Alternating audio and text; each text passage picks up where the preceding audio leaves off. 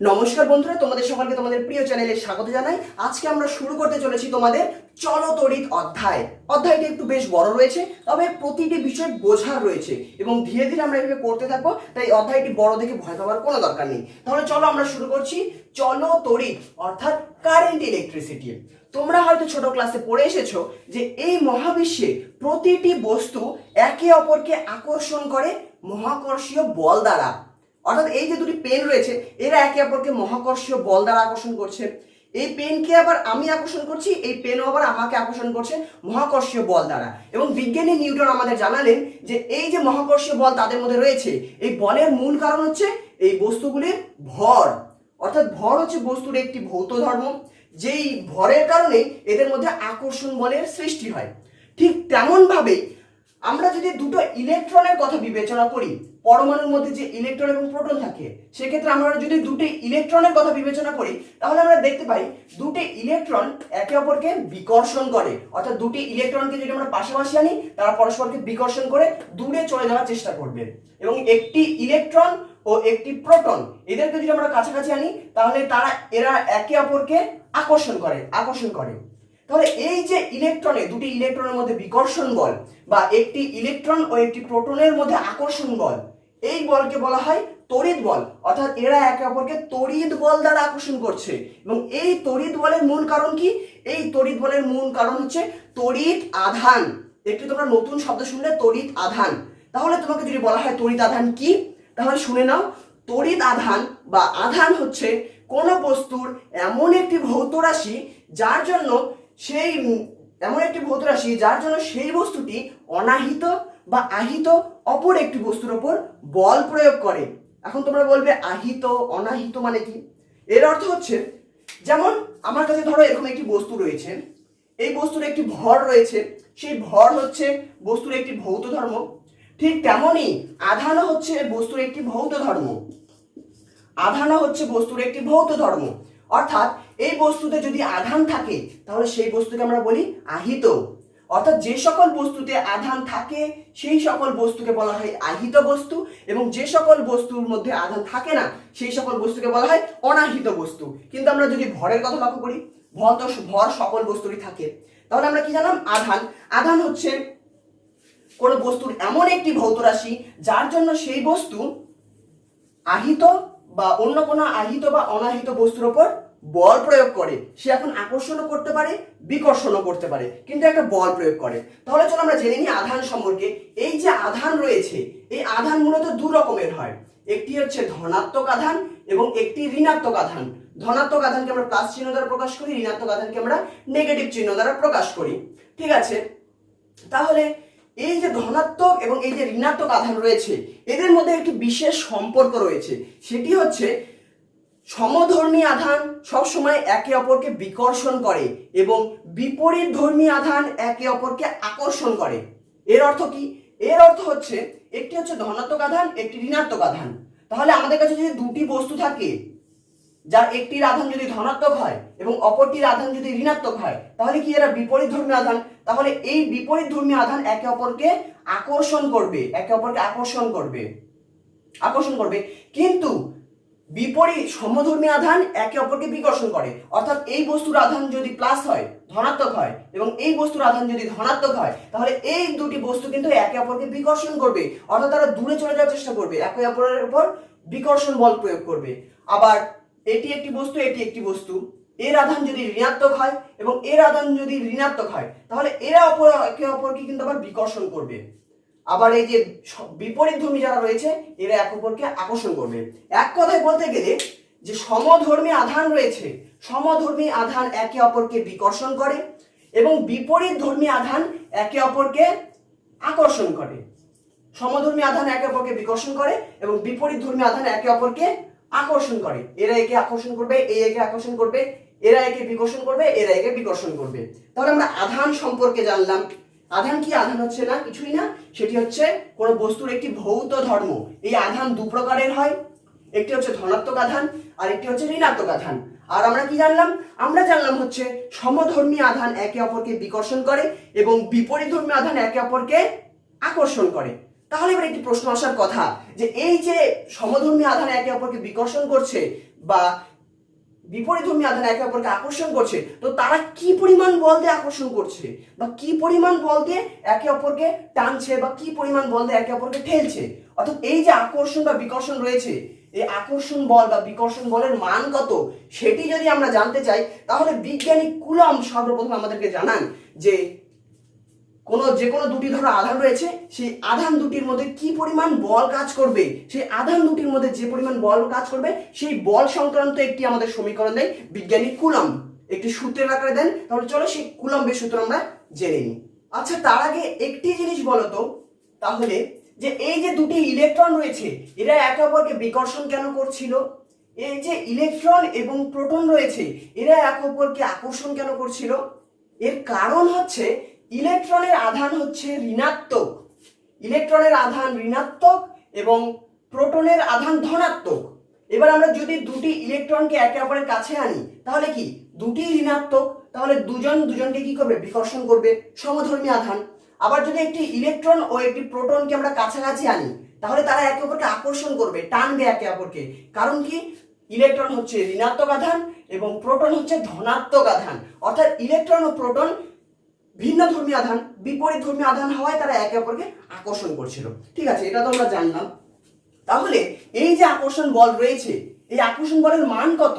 অর্থাৎ কি পরিমাণ বল দিয়ে এরা একে অপরকে আকর্ষণ করে বা কি পরিমাণ বল দিয়ে এরা একে অপরকে বিকর্ষণ করে, সেই সম্বন্ধে আমাদের সর্বপ্রথম জানানো হচ্ছে বিজ্ঞানী কুলম্ব। বিজ্ঞানী কুলম্ব কি বলছেন?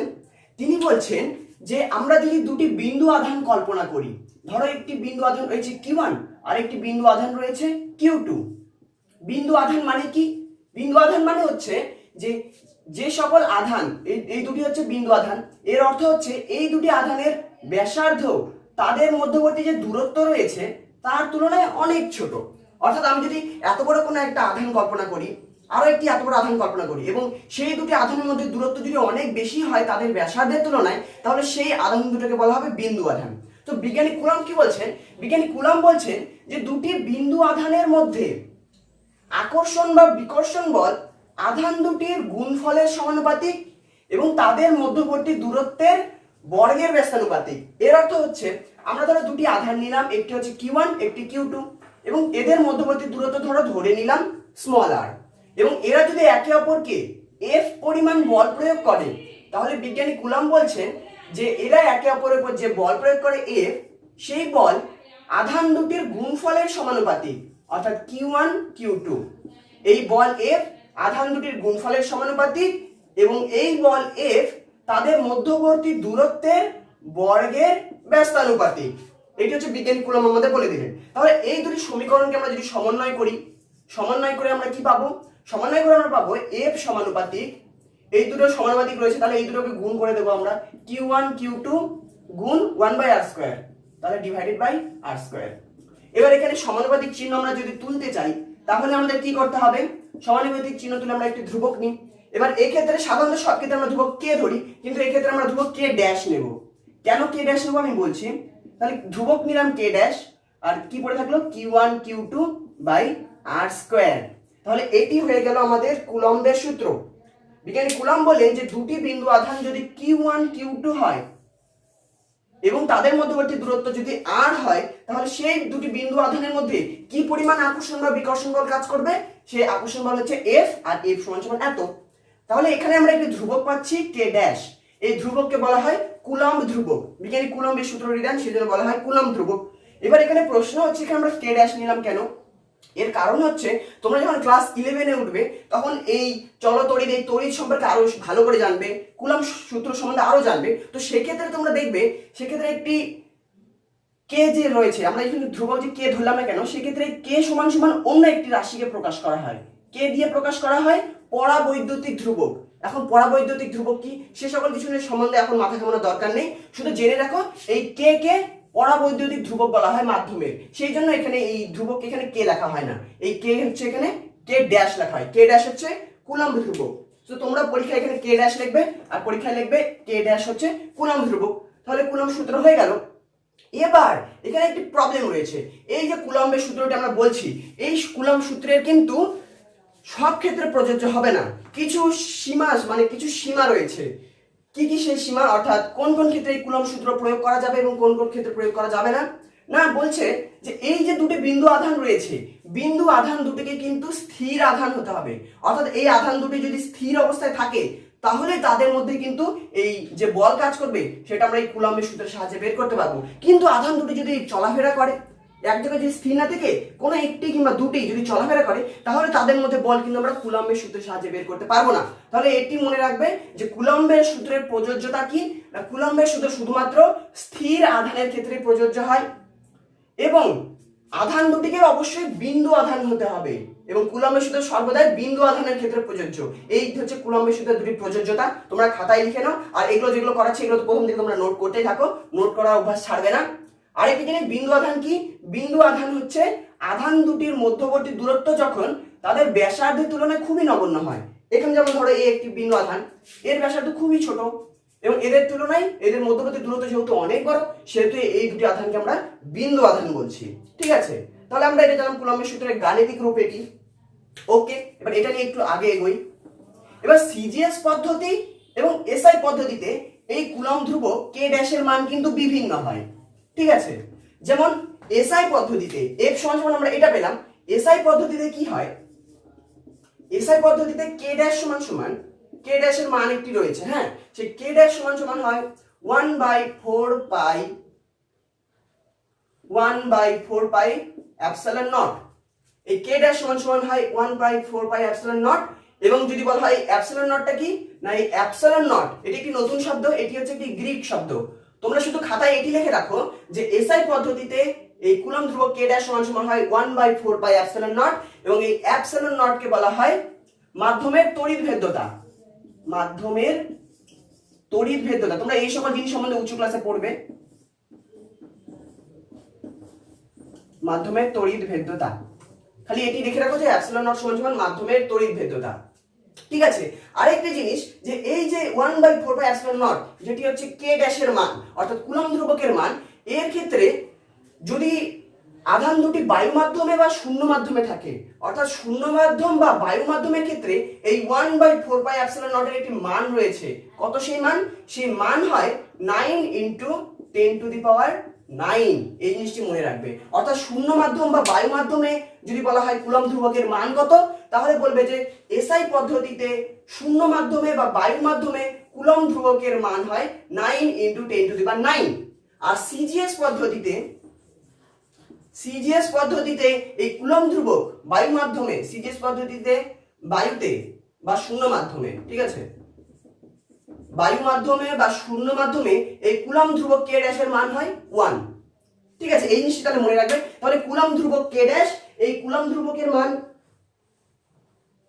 এসআই পদ্ধতিতে বায়ু মাধ্যমে হয় 9 × 10⁹ এবং সিজিএস পদ্ধতিতে হয় 1। তাহলে ওকে, আমি এটা মিশিয়ে দিচ্ছি।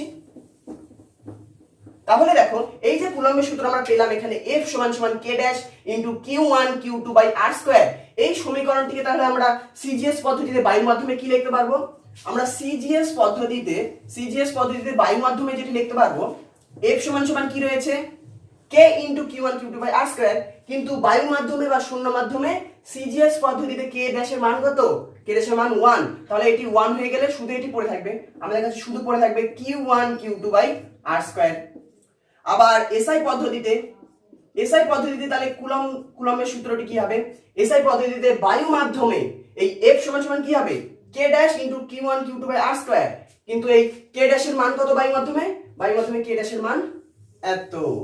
বা আমরা যদি বায়ু মাধ্যম না বলি, যে কোনো মাধ্যম যদি বলি, তাহলে সেক্ষেত্রে আমরা বলবো, এখানে আমরা লিখতে পারি 1/4 পাই এপসিলন নট। বায়ু মাধ্যমে 1/4 পাই এপসিলন নট। সো বায়ু মাধ্যমে ধরো যে বায়ু মাধ্যমে F সমান সমান হবে K ড্যাশের মান এসআই তে বসালাম, আর কি পড়ে থাকলো এটি, তাহলে সেটি কত, Q1 Q2 by R square.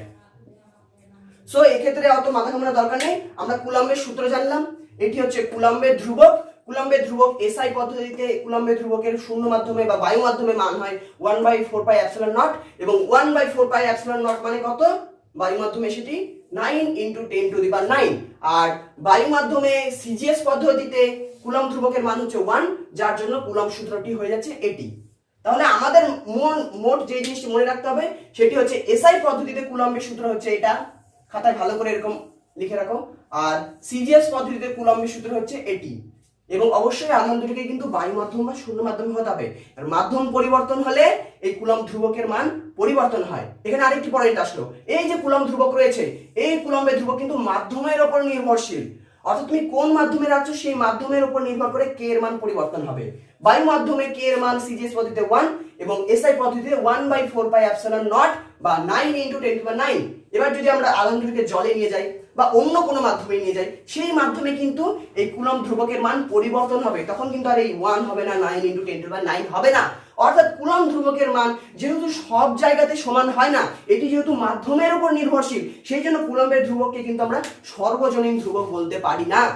যেমন গ্যাস ধ্রুবক ছিল আমাদের কাছে আর, ক্যাপিটাল আর, সেটি সেই গ্যাস ধ্রুবক অর্থাৎ সেই আর এর মান সব জায়গায় যেহেতু সমান ছিল, সেই জন্য সেই আর কে আমরা গ্যাসের আচরণ অধ্যায়ে কি বলছিলাম, সর্বজনীন গ্যাস ধ্রুবক। কিন্তু এই যে কুলম্ব ধ্রুবক, এটি যেহেতু মাধ্যমের উপর নির্ভর করে, অর্থাৎ বিভিন্ন মাধ্যমে এর মান বিভিন্ন হয়, সেই জন্য একে আমরা সর্বজনীন ধ্রুবক বলতে পারি না। তাহলে আমরা কুলম্বের সূত্র জানলাম, ঠিক আছে। কুলম্বের সূত্রের সিজিএস পদ্ধতিতে কি হয় এবং এসআই পদ্ধতিতে কি হয় সেই সূত্র দুটি জানলাম। আর এই দুটির কিন্তু অবশ্যই বায়ু মাধ্যমে, এটি মনে রাখবে। তাহলে সিজিএস পদ্ধতিতে এবং এসআই পদ্ধতিতে যদি আধানের একক বলতে পারে, আমরা প্রথম থেকে কি শিখে আসছি, এই অধ্যায় প্রথম থেকে আমরা কি জানলাম, আধান সম্পর্কে জানলাম। সেই আধানের মধ্যে আকর্ষণ বল কত, সেই আধানের মধ্যে আকর্ষণ বল যদি এফ হয়, এফ সমান সমান কত সেটাও আমরা জানলাম। তাহলে এই আধানের এককটা কি, একক সম্বন্ধে চলে জেনে নিই। এই আধানের সিজিএস একক, সিজিএস পদ্ধতিতে এই আধানের একক হচ্ছে ইএসইউ। ইএসইউ আধান, শুধু ইএসইউ লিখলে হবে না, কিন্তু ইএসইউ আধান অবশ্যই লিখতে হবে। কেন, এটি তোমরা এর পরবর্তী লেকচারগুলো দেখলে অবশ্যই বুঝতে পারবে। তাহলে সিজিএস পদ্ধতিতে আধানের একক কি, ইএসইউ আধান, এবং এসআই পদ্ধতিতে আধানের একক হচ্ছে কুলম্ব। কুলম্ব আধানের একক কুলম্ব। তাহলে এই দুটি জিনিস লিখে নাও, যে সিজিএস পদ্ধতিতে আধানের একক ইএসইউ আধান, বা একে আরেকটি নাম আছে সেটি বলা হয় স্ট্যাট কুলম্ব। স্ট্যাট কুলম্ব বলা হয় একে, ইএসইউ আধান বা স্ট্যাট কুলম্ব। আরেকটি হচ্ছে আর এসআই পদ্ধতিতে কুলম্ব, শুধুমাত্র কুলম্ব, ঠিক আছে। এবার যদি তোমাকে বলা হয় যে 1 ইএসইউ আধান কাকে বলে বা 1 কুলম্ব কাকে বলে, অর্থাৎ 1 কুলম্ব বলতে কি বোঝো বা 1 স্ট্যাট কুলম্ব বলতে কি বোঝো, তাহলে সেই সংজ্ঞাটা আমরা এই সমীকরণ থেকে দিতে পারবো। কিভাবে, এই ধরনের সংজ্ঞা আমরা আগেও দিয়ে এসেছি। তাহলে আমরা যদি 1 স্ট্যাট কুলম্ব বা 1 ইএসইউ আধানের সংজ্ঞা দিতে চাই, তাহলে সিজিএস পদ্ধতির সমীকরণটি কি রয়েছে, বায়ু মাধ্যমে, বায়ু মাধ্যম বা শূন্য মাধ্যমে F সমান সমান Q1 Q2 by R square. এখানে আমরা কিসের সংজ্ঞা দেব, আধানের, অর্থাৎ আধানকে রেখে বাকি সবকিছুকে আমাদের 1 করে দিতে হবে। তাহলে আমরা একক আধানের সংজ্ঞা দেব। তাহলে এখানে দুটো আধান রয়েছে Q1 এবং Q2। তাহলে আমরা ধরে নিচ্ছি দুটো আধানের মান হচ্ছে সমান এবং তারা হচ্ছে দুটি সম আধান, অর্থাৎ দুটি আধানই হচ্ছে Q। তাহলে এখানে Q1 Q2 জায়গা আমরা ধরছি Q, এবং তাদের মধ্যবর্তী দূরত্ব আমরা যদি 1 সেমি করে দিই, 1 সেমি করে দিই, তাহলে নিচেও 1 হয়ে যাচ্ছে। আর তাদের মধ্যবর্তী ক্রিয়াশীল বল সেটি যদি আমরা 1 ডাইন করে দিই, বলের একক ডাইন, সিজিএস একক, তাহলে দেখো এই এটাকে 1 এটাকে 1 যদি করে দিই আর Q1 Q2 দুটোকে যদি Q করি, তাহলে আমরা কি পাবো, Q গুণ Q, তাহলে হয়ে যাবে Q স্কয়ার। Q স্কয়ার সমান সমান নিচে 1 এদিকেও 1, তাহলে Q স্কয়ার সমান সমান 1।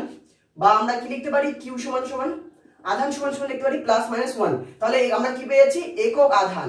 তাহলে এই একক আধানের সংজ্ঞা আমরা কিভাবে দেব, আমরা বলবো শূন্য মাধ্যম বা বায়ু মাধ্যমে সমধর্মী দুটি আধানকে, দুটি বিন্দু আধানকে, শূন্য মাধ্যম বা বায়ু মাধ্যমে সমধর্মী দুটি বিন্দু আধানকে পরস্পর 1 সেমি দূরত্বে রাখলে তারা যদি একে অপরের উপর 1 ডাইন বল প্রয়োগ করে, তাহলে ওই আধান সমূহকে কি বলা হয়, তাহলে সেই আধান দুটোকে বলা হয় একক আধান বা 1 ইএসইউ আধান।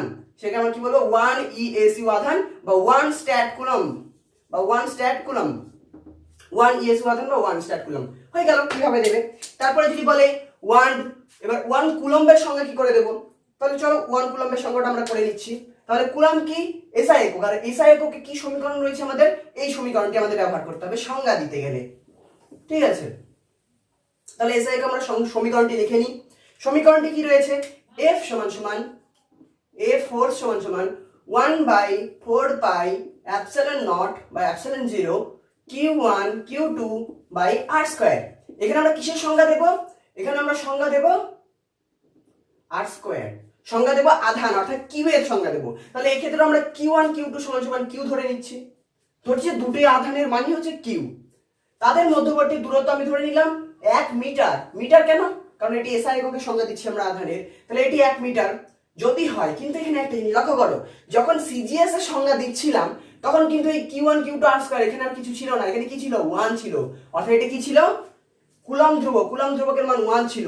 কিন্তু বায়ু মাধ্যম বা শূন্য মাধ্যমে কুলম্ব ধ্রুবকের মান এসআই তে কিন্তু হয় 1/4 পাই এপসিলন নট। এই 1/4 পাই এপসিলন নট এর মান আবার কত হয়? এটার মান হয় আমাদের 9 ইনটু 10 টু দি পাওয়ার 9। এটার মান হচ্ছে 9 ইনটু 10 টু দি পাওয়ার 9 হয়, আমি বলে দিয়েছি আগে। তাহলে একটা জিনিস লক্ষ্য করো, গোলটা মিশিয়ে দিই। ওকে, তাহলে দেখো আমি কি করলাম? Q1 Q2 জায়গায় Q বসালাম, আর এর জায়গায় 1 বসালাম। তাহলে এই সমীকরণটি আমাদের কি দাঁড়াচ্ছে? এখানে কি Q1 Q2 জায়গায় যদি, আচ্ছা পরের লাইনে লিখে দিই, F সমান সমান 1/4 পাই এপসিলন নট, এটার মান কত? 9 ইনটু 10 টু দি পাওয়ার 9। ওকে, গুণ উপরে কি Q1 Q2, Q1 Q2 কি দুটোই Q, তাহলে Q স্কয়ার, আর নিচে কি 1 মিটার বা নিচে 1 এক আছে, কোনো ব্যাপার না। তাহলে এবার আমাদের কি বের করতে হবে? Q এর দেবো আমরা সংজ্ঞা। তাহলে কিউটাকে এক পাশে রাখি, কিউ স্কয়ার সমান সমান আমরা কি লিখতে পারি? কিউ স্কয়ার সমান সমান আমরা লিখতে পারি কিউ স্কয়ার, তাহলে উপরে আছে এফ, এই 9 ইনটু 10 টু দি 90 ও 10 টু দি 9 ওইদিকে চলে গেল, তাহলে 9 ইনটু 10 টু দি পাওয়ার 9 এটা আমরা পাচ্ছি। তাহলে দেখো আমরা কিসের সংজ্ঞা দেব? একক আধানের সংজ্ঞা। এসআই পদ্ধতিতে একক আধানের সংজ্ঞা। কিন্তু এখানে তো আমাদের এফ রয়েছে, এফ এর নিচে কত রয়েছে? 9 ইনটু 10 টু দি 9। এবার আমরা এই বলটাকে যদি এক করে দিই, বল যদি আমরা এক করি তাহলে কিন্তু কিউ সমান সমান আমরা কত পাবো? √9 ইনটু 10 টু দি 9। তাহলে কিউ কিন্তু এক পাচ্ছি না। আমাদের উদ্দেশ্য কি? আমরা একক আধানের সংজ্ঞা দেব, আর একক আধানের সংজ্ঞা দেওয়ার জন্য আমাদের কি করতে হবে? কিউ এর মানকে কিন্তু এক করতে হবে। তাহলে এখানে দেখো কিউ স্কয়ার সমান সমান f by 9 into 10 to the 9 আছে। এবার এখানে যদি আমরা কিউ কে 1 করতে চাই, কিউ কে 1 করতে গেলে কি করতে হবে? f টাকে যদি আমরা 9 ইনটু 10 টু দি 9 করে দিই, তাহলে আমরা ধরে নিচ্ছি যে বল যদি 9 into 10 to the power 9 Newton হয়, f সমান সমান যদি এটা হয়, তাহলে কি হবে? 9 into 10 to the 9, 9 into 10 to the 9 কেটে যাবে, কেটে গিয়ে কত হয়ে যাবে? 1। তাহলে তখন আমরা লিখতে পারবো কিউ স্কয়ার সমান সমান 1 বা কিউ সমান সমান কত? Plus minus 1।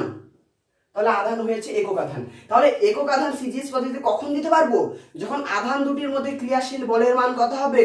আধান দুটির মধ্যে ক্রিয়াশীল বলের মান হবে 9 into 10 to the power 9 Newton.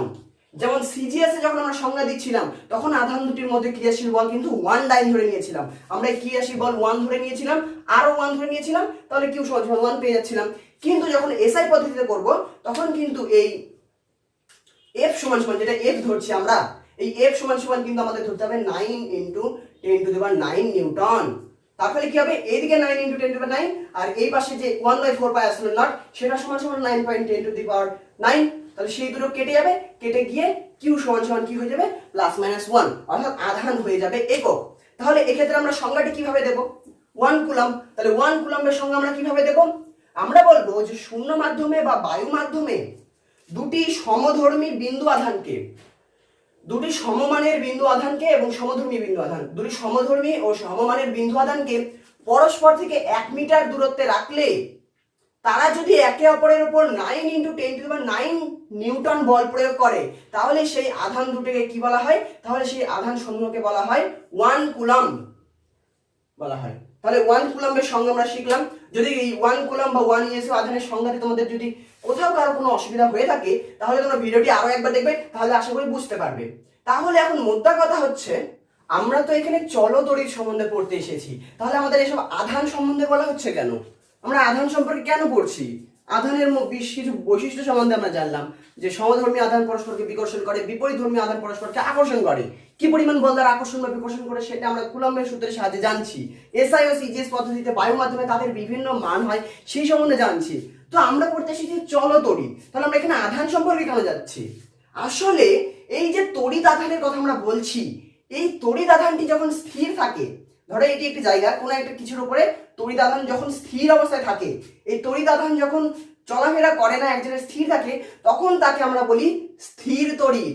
এবং এই তড়িৎ আধান যখন চলাফেরা করে, যখন চলাচল করে বা কোনো একদিকে প্রবাহিত হয়, অর্থাৎ এই তড়িৎ আধান যখন চলাফেরা করে বা কোনো একদিকে বা প্রবাহিত হয় তখন তাকে আমরা বলি প্রবাহী তড়িৎ বা চলতড়িৎ। বুঝতে পারছো? আসলে এই চলতড়িতের বা স্থির তড়িতের মূল কারণ হচ্ছে এই তড়িৎ আধান। এই তড়িৎ আধান যখন স্থির অবস্থায় থাকে তখন তাকে আমরা বলি স্থির তড়িৎ আধান, এবং যখন এই তড়িৎ আধান চলাফেরা করে অর্থাৎ প্রবাহিত হয় তখন তাকে আমরা বলি প্রবাহী তড়িৎ বা চলতড়িৎ। এর জন্য যখন আমরা চলতড়িৎ অধ্যায়টি পড়তে থাকবো তখন আমাদের আধান কি সেই বিষয়ে একটি ভালো কনসেপ্ট থাকা উচিত। তাহলে এইখান থেকে আমাদের শুরু হতে চলেছে চলতড়িৎ অধ্যায়। এই চলতড়িৎ সম্পর্কে বিভিন্ন জিনিস আসবে, যে সকল জিনিস সম্বন্ধে আমরা এই অধ্যায়ে জানবো। এখন দেখো একটা জিনিস বলে দিই, সেটি হচ্ছে আমরা স্থির তড়িৎ সম্পর্কে জানলাম, চলতড়িৎ সম্পর্কে জানলাম। চলতড়িৎ, স্থির তড়িৎ কি? স্থির তড়িৎের যদি একটা উদাহরণ জানতে চাও তাহলে ছোটবেলায় তোমরা হয়তো অনেকেই করে এসেছো যে শীতকালে আমরা যখন একটি চিরুনি নিই, চিরুনি যখন মাথা আমরা আঁচড়াই, মাথা আঁচড়ানোর পরে যদি আমরা ছোট ছোট কতগুলি কাগজের টুকরোর কাছে সেই চিরুনিটি নিয়ে যাই তাহলে আমরা দেখতে পাই যে সেই চিরুনিটি ওই কাগজের টুকরোকে টেনে ধরছে অর্থাৎ আকর্ষণ করছে। তারপরে আমরা যদি একটু বেলুন নিই, বেলুনটিকে যদি আমাদের মাথায় চুলের সাথে ঘষি তাহলে ঘষার পর দেখতে পাবো যে যদি আমরা বেলুনটিকে ধীরে ধীরে উপরে উঠাতে থাকি দেখবো যে সেই বেলুনটি কি করবে, আমাদের চুলকে আকর্ষণ করবে, অর্থাৎ চুলটি ধীরে ধীরে বেলুনের থেকে উপরে উঠে যেতে থাকবে, অর্থাৎ চুল ও বেলুনের মধ্যে একটি আকর্ষণ বল কাজ করবে। অর্থাৎ এক কথা বলতে গেলে দুটি বস্তুর মধ্যে যদি ঘর্ষণ করি তাহলে সেক্ষেত্রে স্থির তড়িতের সৃষ্টি হয়। ঠিক আছে? যেমন কেন স্থির তড়িতের সৃষ্টি হয় সেটি যদি জানতে চাও তাহলে বলছি, প্রতিটি বস্তু কি দিয়ে তৈরি? প্রতিটি বস্তুর সব থেকে ক্ষুদ্রতম অংশ কি? পরমাণু। এবং সেই পরমাণুর দিকে আমরা যদি লক্ষ্য করি, পরমাণুর মাঝখানে কি থাকে? নিউক্লিয়াস, যেখানে থাকে প্রোটন আর নিউট্রন, এবং তার চারিদিকে কি থাকে? তার চারিদিকে ইলেকট্রন থাকে।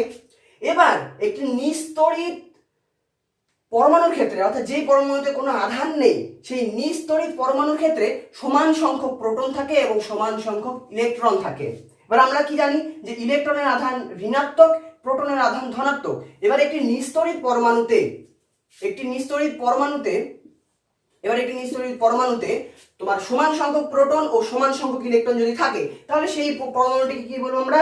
অনাহিত বা নিস্তড়িত। এবার ধরো এই পরমাণু থেকে একটি ইলেকট্রন যদি কোনো কারণে বাইরের কক্ষ থেকে একটি ইলেকট্রন কোনো কারণে যদি বাইরে চলে যায়, তাহলে এর বাইরের কক্ষে ধরো একটি ইলেকট্রন ছিল, সেই ইলেকট্রন বাইরে চলে গেল, তাহলে কি হলো? একটি ইলেকট্রন কমে গেল।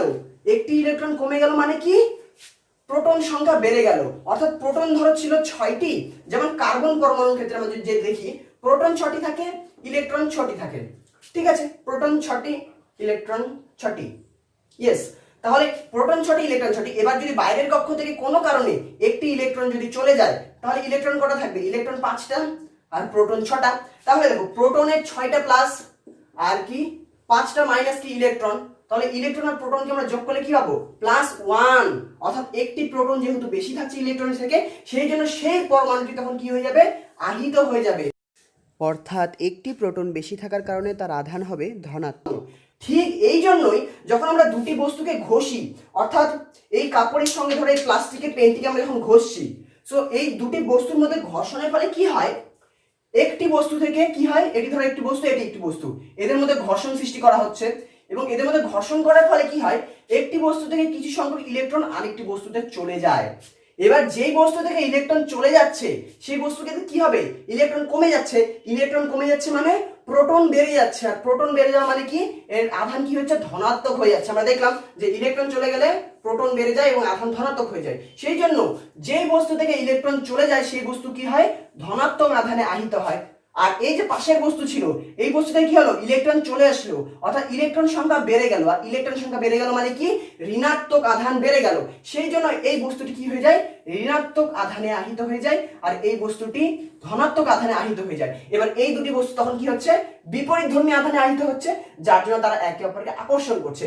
যেমন চুল আর কাগজের ক্ষেত্রে এটি হচ্ছিল, তারপরে বেলুন আর চুলের মধ্যে এই ঘটনাটি ঘটছিল, এই ধরনের জিনিস। তাহলে বলতে পারো যে ঘর্ষণের ফলে কি হয়? একটি বস্তু থেকে ইলেকট্রন চলে যায় আরেকটি বস্তুতে। যে বস্তুতে ইলেকট্রনের ঘাটতি হয়, অর্থাৎ যে বস্তু থেকে ইলেকট্রন চলে যায় সেই বস্তুটি কি হয়? ধনাত্মক আধানে আহিত হয়। এবং যে বস্তুতে ইলেকট্রন আসে, অর্থাৎ যে বস্তুতে ইলেকট্রনের আধিক্য ঘটে, সেই বস্তুটি কি হয়? ঋণাত্মক আধানে আহিত হয়। এই জিনিসটি জেনে রাখো। তাহলে আজকে আমরা চলতরিৎ শুরু করার আগে আমরা আধান সম্পর্কে জানলাম, বেশ কতগুলো জিনিস সম্বন্ধে জানলাম। সো এই জিনিসগুলো খুব ভালো করে দেখবে। এরপর থেকে আমাদের মূল জিনিস শুরু হবে চলতরিৎ অধ্যায়। চলতরিৎ কি, বিভব প্রভেদ, আরো নানান জিনিস সম্পর্কে আমরা জানবো, তড়িৎ কোষ, এরপরে আরো অনেক জিনিস রয়েছে যে সকল জিনিস সম্বন্ধে আমরা জানবো। সো আজকে যেই পার্টটুকু করালাম, এই পার্ট থেকে তোমাদের পরীক্ষায় এবং এখানে যে সকল সমীকরণ রয়েছে, এই যে কুলম্বের সূত্রের সমীকরণ রয়েছে, এই সমীকরণ থেকে তোমাদের পরীক্ষায় যত ধরনের অঙ্ক আসতে পারে এবং শর্ট কোশ্চেনের অঙ্ক জিজ্ঞেস করতে পারে, সেই অঙ্কগুলো আমরা এর পরের ভিডিওতে করব। সো দেখা হচ্ছে পরের ভিডিওতে। এগুলো ভালো করে নোট করো, পড়াশোনা ভালো করে করতে থাকো। Till then take care, bye by.